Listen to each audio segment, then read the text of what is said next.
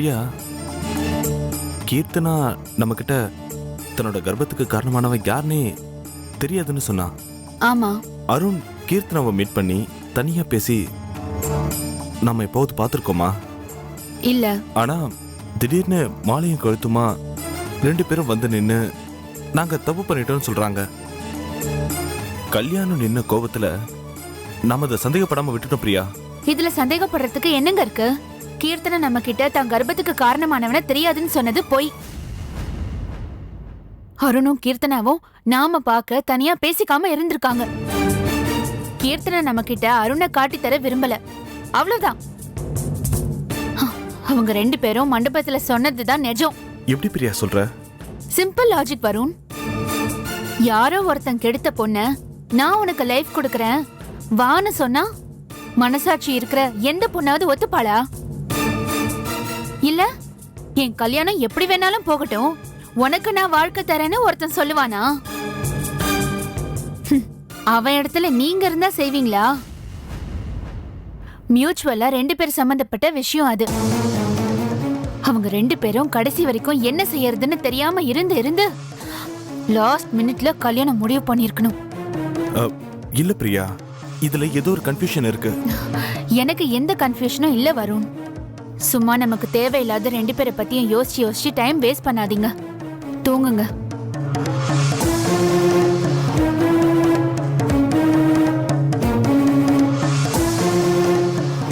சரி, நீ தூங்கு. Good night. உன் மேல நான் எவ்வளவு அன்பும் நம்பிக்கையும் வச்சிருந்தேன். இப்படி பண்ணிட்டியேடி. என் மனசுக்குள்ள எப்பவும் ஆறாத காயத்தை கொடுத்துட்டு போயிட்டியே.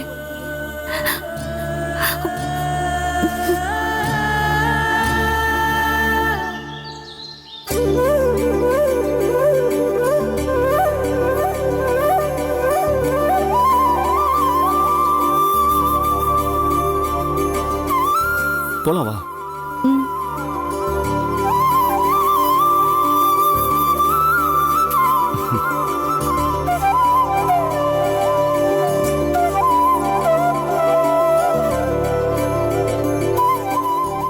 ஏங்க இந்த கார் என்னங்க விலை இருக்கும்? என்ன ஒரு 7-7.5 லட்சம் ரூபா இருக்கும்னு நினைக்கிறேன். என்னங்க சொல்றீங்க? உண்மையதான் சொல்றேன். திடீர்னு ஏதுங்க உங்களுக்கு இவ்ளோ பணம்? என்னங்க சிரிக்கிறீங்க? திவ்யா, உனக்கு தெரியாம என்கிட்ட பணம் எப்படி வரும்? அதனாலதான் கேக்குறேன். திடீர்னு கார் வாங்குற அளவுக்கு பணம் எப்படி வந்துச்சு?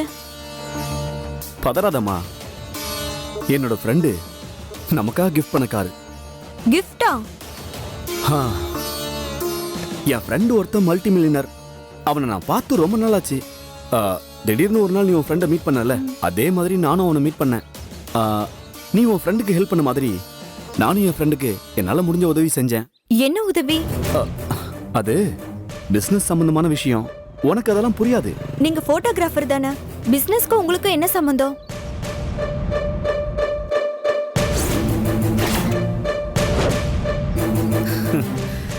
போட்டோகிராஃபருக்கும் பிசினஸ்க்கும் வேணா சம்பந்தம் இல்லாம இருக்கலாம். ஆனா பிசினஸ் மேனுக்கும் எனக்கும் சம்பந்தம் இருக்குல்ல. எத்தனை பிக் ஷாட்ஸ்க்கு நான் போர்ட்ஃபோலியோ பண்ணி கொடுத்துருக்கேன், உனக்கு தெரியாதா? யார் அந்த ஃப்ரெண்டு? அவர் பேர் என்ன? என்கிட்ட இதுக்கு முன்னாடி அவரை பத்தி பேசினதே இல்ல. அது அது வந்து சொல்லிக்கிற அளவுக்கு முன்னாடி நெருக்கமாகல, இப்பதான் நெருங்கிட்டு இருக்கோம். சரி, அதை விடு. உன் ஃப்ரெண்ட் எப்படி இருக்கா? கீர்த்தனாவா? வீட்டை எதிர்த்து கல்யாணம் பண்ணிட்டாங்கன்னு சொன்னல? ஆமாங்க. எப்படி ஃபேமிலியை ரன் பண்றாங்க? புரியல. இல்ல, பணத்துக்கு என்ன பண்றாங்கன்னு கேட்டேன். ரொம்ப கஷ்டப்படுறாங்களோன்னு கேட்டேன். அத பத்தி எல்லாம் நான் ஒண்ணும் கேட்கலங்க, அவளும் சொல்லல. ஓ, ஏதாவது பண உதவி தேவைப்படுச்சுன்னா தயங்காம கேட்க சொல்லு. சரிங்க. நாம கொடுத்து உதவலாம். பாவம், கஷ்டப்படுறவங்களுக்கு ரொம்ப ஹெல்ப்பா இருக்கும். ஆமா, அன்னைக்கு உன் ஃப்ரெண்டை பார்த்தப்ப ரொம்ப சோகமா இருந்தாலே, அவளுக்கும் அவ புருஷனுக்கும் எதுவும் பிரச்சனையா?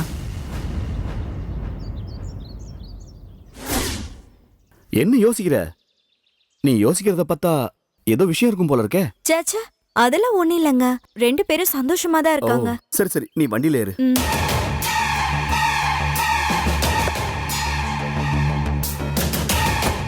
நீ இன்னும் பொய்ய கண்டினியூ பண்றியா?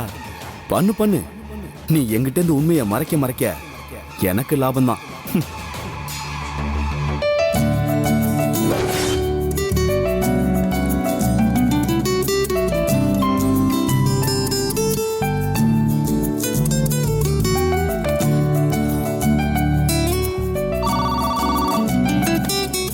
Yes madam. ஃபைல்ஸ்ல இருக்கிற அக்கவுண்ட்ஸ்க்கும் சிஸ்டம்ல இருக்கிற அக்கவுண்ட்ஸுக்கும் டேலி ஆகல. சீஃப் அக்கவுண்டன்ட் யாரு? அவரை உடனே வந்து என்ன பார்க்க சொல்லுங்க. Okay madam, I will inform.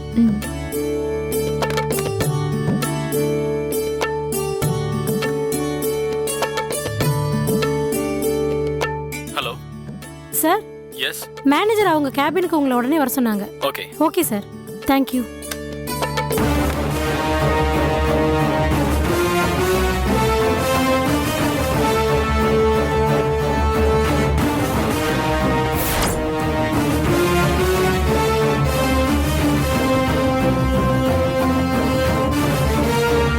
Excuse me madam. Yes, come in. Good morning madam. நீங்க என்ன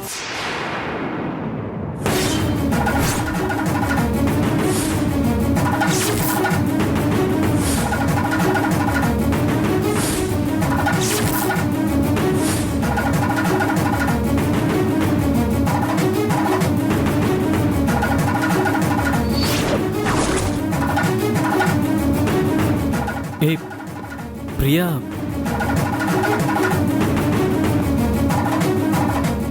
நீங்க இங்க என்ன பண்றீங்க?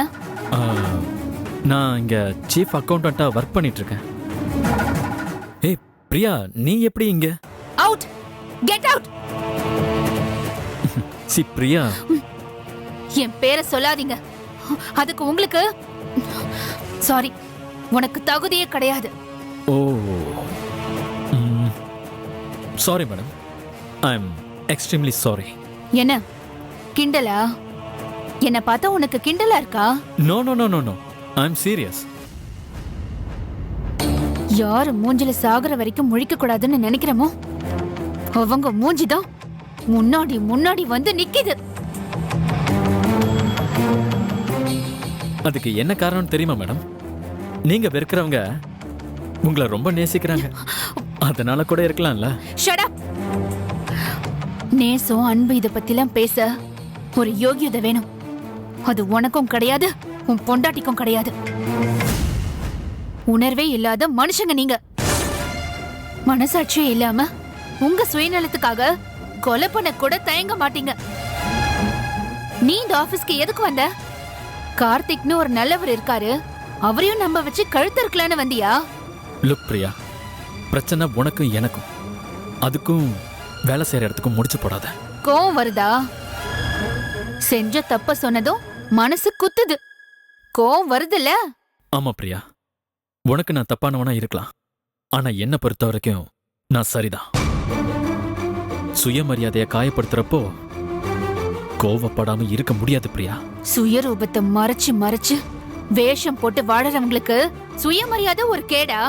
இங்க பாருங்க மேடம், திஸ் இஸ் ஆபீஸ். நீங்க மேனேஜர், நான் ஒரு சீஃப் அக்கவுண்டன்ட். நம்ம வேலை பத்தி மட்டுமே பேசலாமே. வேலையா? உன் மேலையும் உன் பொண்டாட்டி மேலையும் பட்ட காத்து கூட என் வீட்டு பக்கம் வரக்கூடாதுன்னு நினைச்சிட்டு இருக்கேன். நீ இருக்கிற இடத்துல நான் வேலை செய்யணுமா? பிரியா இங்க பாரு, நீ அவசரப்படுற. நானும் கீர்த்தனாவும் பண்ணது தப்பு இல்ல. எங்க பக்கம் இருக்கிற நியாயம் ஒரு நாள் நிச்சயம் உனக்கு புரியும். கொலை பண்ணவன் கூட தன் கொலைக்கு ஒரு நியாயத்தை சொல்லுவான். ஆனா மத்தவங்க பார்வையில அது கொலைதான்.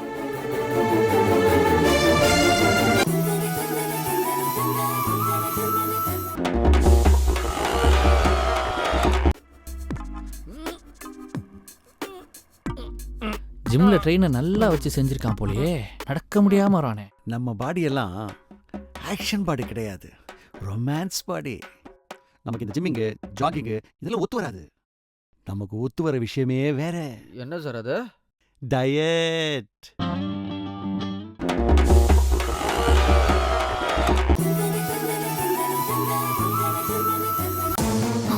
அவசரத்துக்கும் கோவத்துக்கும் நிறைய வித்தியாசம் இருக்கு. இது கோவம், நான் சாகுற வரைக்கும் மன்னிக்க முடியாத கோவம். பிரியா, ஒரு 10 நிமிஷம் நிதானமா யோசிச்சு பாரு. கீர்த்தனா உன் தங்கச்சி. என் தங்கச்சி செத்துட்டா.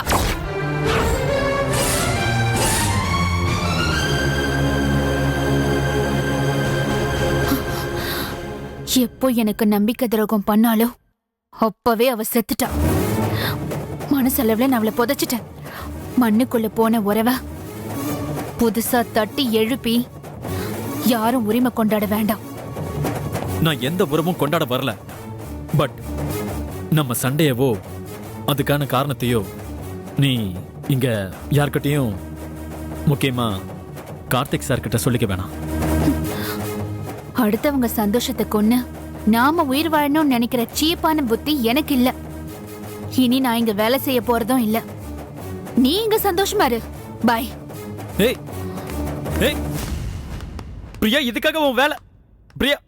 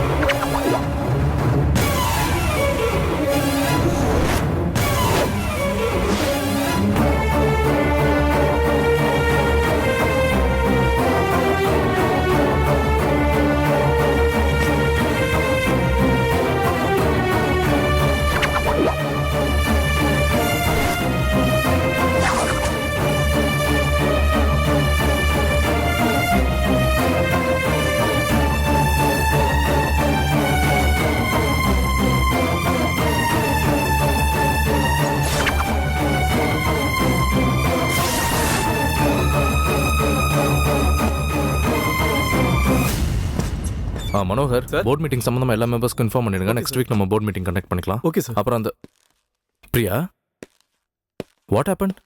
சார், நான் இந்த ஜாபை ரிசைன் பண்றேன் சார்.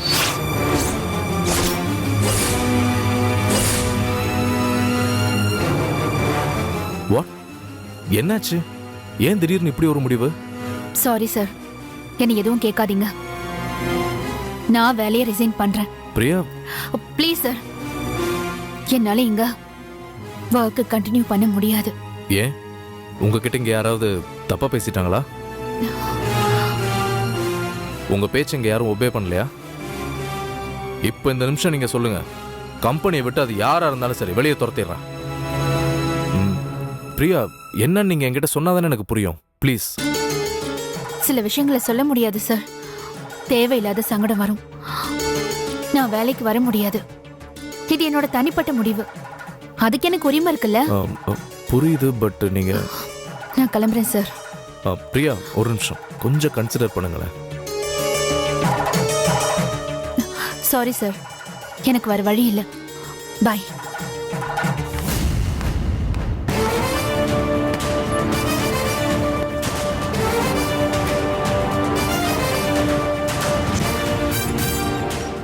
என்ன சார் இது?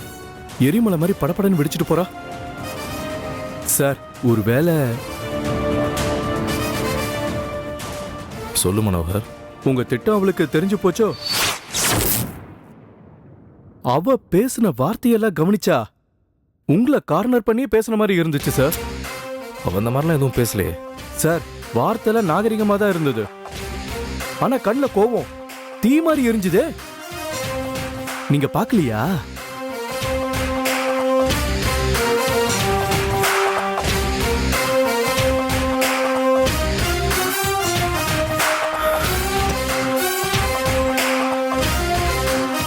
பார்த்தேன். அதான் எனக்கும் ஒரே குழப்பமா இருக்கு.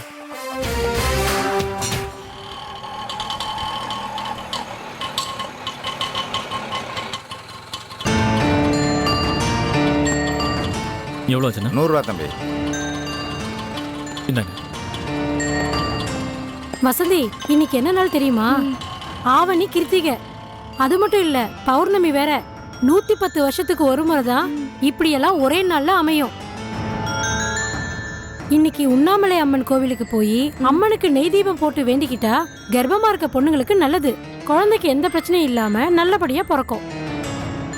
என்னக்கா சொல்றீங்க? உண்மையாவா சொல்றீங்க? ஆமாண்டி, இப்படி ஒரு நல்ல நாள் எப்போ அமையும்? இப்பவே கோயிலுக்கு போய் வேண்டிக்கோ. சரிங்கக்கா, நான் இப்பவே போறேன். கோவிலுக்கு போய் அம்மனுக்கு நெய் தீபம் விளக்கேத்து. சரிங்கக்கா, எனக்கு இந்த குழந்தை நல்லபடியா பிறந்தா போதும்.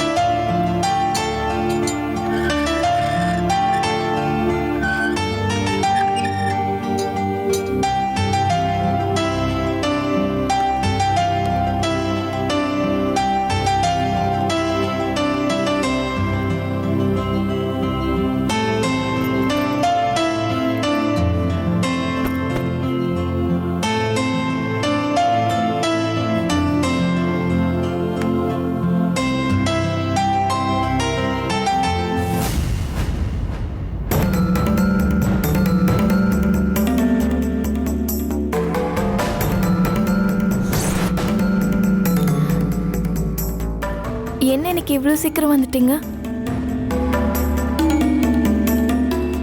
அது என்னாச்சு? ரொம்ப டல்லா இருக்கீங்க. ஏதாவது ப்ராப்ளமா?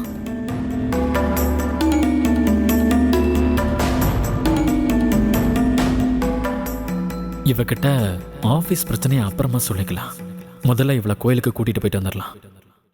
என்ன அருண், என்ன யோசிச்சுட்டு இருக்கீங்க? அது ஒன்றும் இல்லை, நீ வா கிளம்பு, கோயிலுக்கு போயிட்டு வந்துடலாம். கோயிலுக்கா? என்ன திடீர்னு? சொல்றேன், வா.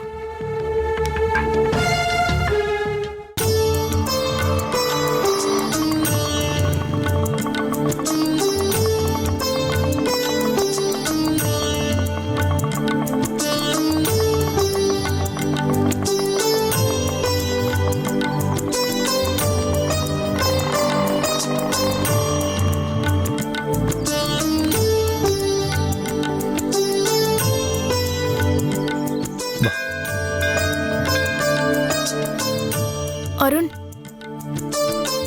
என்ன திடீர்னு கோவிலுக்கு போலான்னு கூட்டிட்டு வந்துட்டீங்க? இன்னைக்கு ரொம்ப விசேஷமான நாளா. என்ன விசேஷம்? இது ஆவணி மாசம், இன்னைக்கு பௌர்ணமி, அதுவும் இல்லாம கிருத்திகை வேற. இது ஒரே நாள் அமையாதான். மறுபடியும் இப்படி ஒரு நாள் வர்றதுக்கு 100 வருஷத்துக்கு மேல ஆகுமா?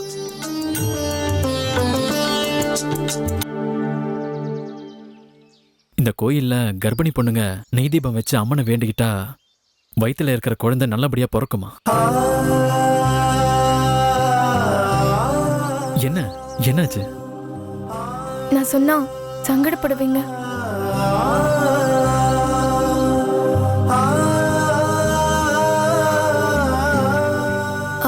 அருண், இந்த குழந்தை no no no no no no no no வேண்டாம்.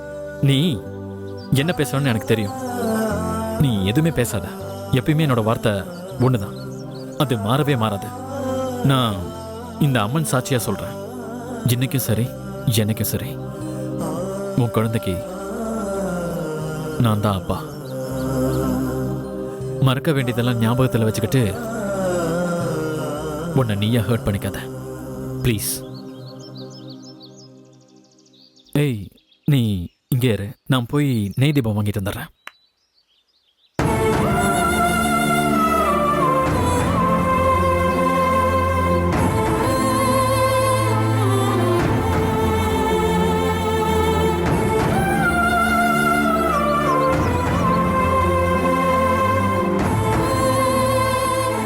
என்னை ஏன் இப்படி படிச்சு ஒரு அப்பாவியோட வாழ்க்கைக்குள்ள புகுந்து தேவையில்லாம அவரோட நிம்மதியை நான் கெடுத்துட்டு இருக்கேன்.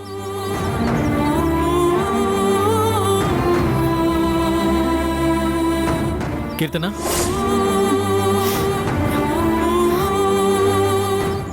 இங்கதான் அம்மனுக்கு நெய் விளக்கேத்தணும். என்ன? ஒன்னும் இல்ல அருண். இப்படி ஏத்து.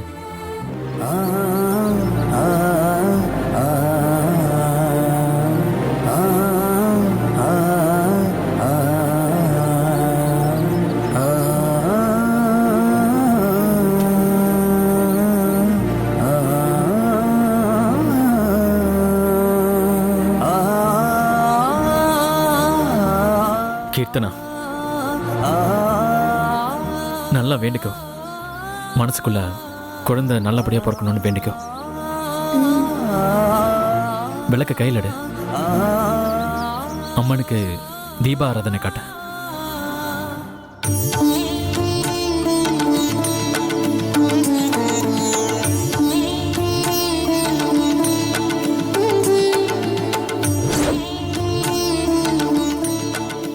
இந்த குழந்தை வளர்றது எனக்கு பிடிக்கல. இதை பெத்துக்க எனக்கு துளி கூட விருப்பம் இல்லை. ஆனாலும் நான் உனக்கு விளக்கேற்றினதுக்கு காரணம் அருண். இந்த நல்ல மனுஷனோட வார்த்தையை மீற முடியல, மீறவும் விரும்பல. அதான் இவரு மனசு கஷ்டப்படக்கூடாதுன்னு தான் இந்த விளக்க உன் சன்னிதானத்துல நான் ஏத்துறேன்.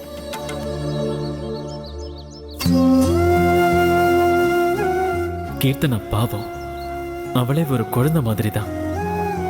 அவ உன்கிட்ட என்ன வேண்டிக்கிட்டான்னு எனக்கு தெரியாது. ஆனா அந்த வேண்டுதல்ல இருக்கிற நல்லதை உடனே நிறைவேத்திரு.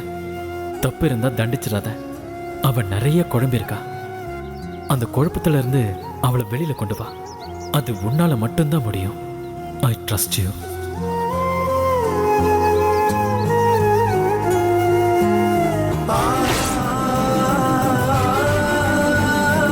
சாங்ஸ் ட்ரெய்லர் பார்க்குறதுக்கும் சரி, அண்ட் எனி ஃபியூச்சர் அப்டேட்ஸாக இருக்கட்டும், ட்ரெண்ட் மியூசிக்கை சப்ஸ்கிரைப் பண்ணுங்கள். கண்டிப்பாக ட்ரெண்ட் மியூசிக்கை சப்ஸ்கிரைப் பண்ணுங்கள்.